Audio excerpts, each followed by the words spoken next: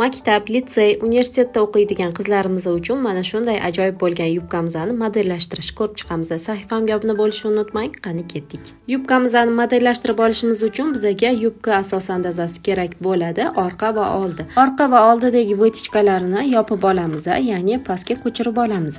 Yubkamizning orqa qismi faqatgina vetichkalari yopilgan holatda bichiladi. Oldi qismini endi sizlar bilan modellashtirib olamiz. Oldi qismini ham vetichkalarini yopib, etak qismini kengaytirib olamiz. Etagini kengaytirib olganimizdan so'ng yubkani sentridan chapga qarab 9 sm yurib olamiz. Ana endi to'g'ri liniya tushirib olishimiz uchun vetichkamizning uchidan tutashib o'tib ketishi kerak bo'ladi. Shu 9 belgilab olgan nuqtamiz. Va shu belgilab olgan liniyamizni kesib olib tashlaymiz. Agarda siz ham tikish va modellashtirish sirlarini mukammal darajada o'rganmoqchi bo'lsangiz, sizlarni Mohir Chevar onlayn kursimizga taklif qilib qolamiz. Kurs haqida to'liq ma'lumot olish uchun kommentariyada kurs so'zini yozib qoldiring.